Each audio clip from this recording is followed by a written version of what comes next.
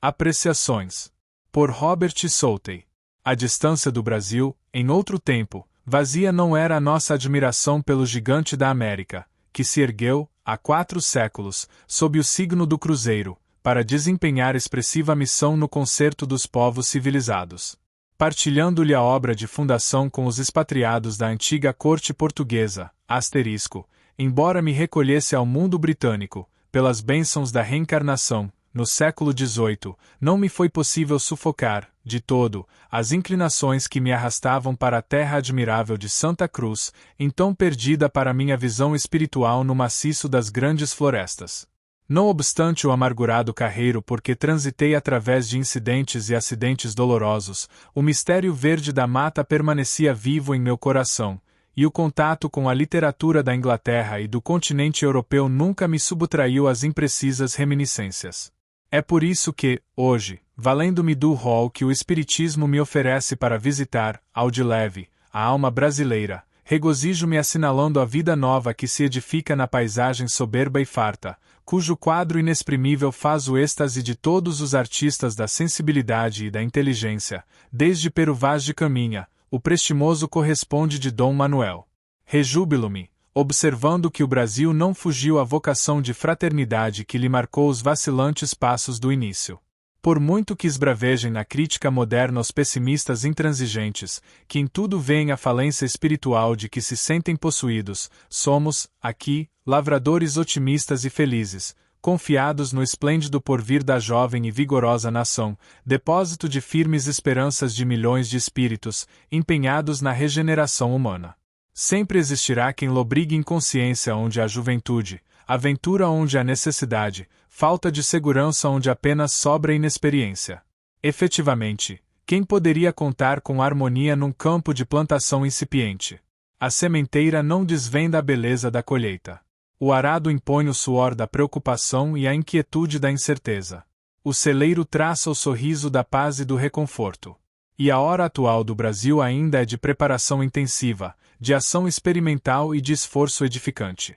Os nefelibatas do idealismo sem obra se referem às realizações monumentais dos povos avançados, estabelecendo descaridoso confronto entre a comunidade brasileira, ainda em processo de ajustamento, e aqueles países de hegemonia política, olvidando o senso das proporções.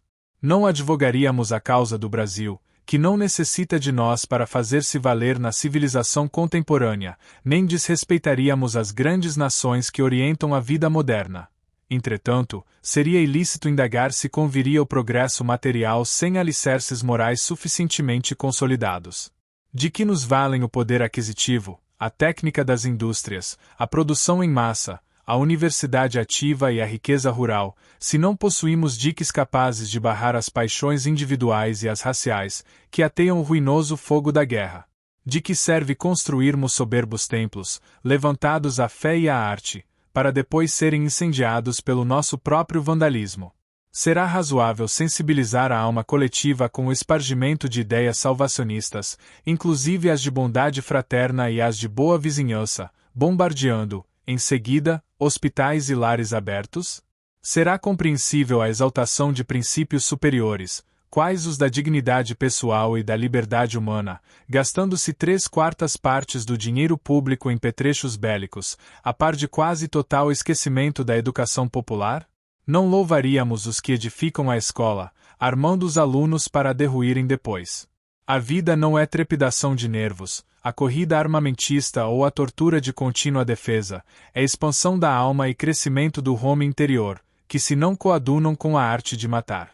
Sobre este mundo, em que a inteligência perquire as forças mais íntimas da natureza, mas somente para conservar o poderio e do domínio destrutivos, um novo mundo surgirá. Não consideramos riqueza a posse de vastos potenciais econômicos, sem respeito pelos fundamentos morais, e nem julgamos dignos de apreço os palácios que se levantam em nome da cultura para a exaltação da força contra o direito, da prepotência contra a justiça e da raça contra a humanidade. A palavra do Cristo vagueia no mundo sem encontrar ouvidos que a recolham. As igrejas, que a distribuem, até certo ponto se assemelham a conservatórios de música preciosa sem artistas que a interpretem. O romano arrogante e dominador, o grego inteligente e espirituoso, o fenício comerciante e astuto, e o judeu obstinado e rebelde ainda se fazem sentir, sob indumentária nova, em todas as latitudes da terra, com o mesmo vício espiritual de há 20 séculos. Em contraste com a sublimidade do Evangelho, temos a impressão de que a consciência humana ainda não se desamarrou das fraldas infantis. Excetuadas algumas organizações individuais, tocadas de santificante heroísmo, em todas as nações o conteúdo de animalidade na massa anônima revela que a civilização ainda próxima se encontra da caverna dos primatas e que o barco da vida, por enquanto, veleja muito longe do porto em que lhe cabe atracar. Sob o ponto de vista moral, o homem comum, em muitos aspectos, ainda lembra o chimpanzé, agora com a inteligência desenvolta. De alguns milênios para cá, a mente humana tem demonstrado diminutas alterações para melhor. A crueldade e o vício tornam, quase que invariáveis, a arena da luta planetária, exibindo novas formas.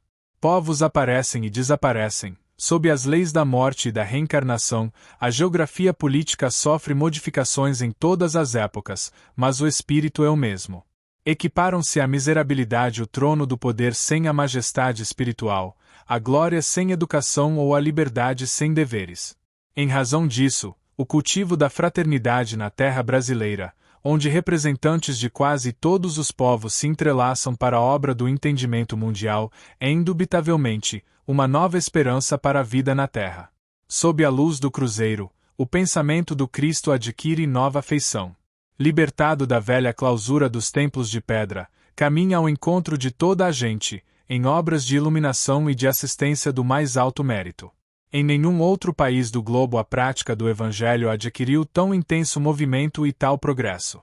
Achamos que o serviço de aplicação do cristianismo não é tarefa que se confira aos governos. Com raras exceções, a casa de saúde e o asilo mantidos pelos orçamentos oficiais são institutos irrepreensíveis, sem dúvida, mas, na maioria das vezes, guardam simplesmente o rigor e a impassibilidade das próprias leis que o geram.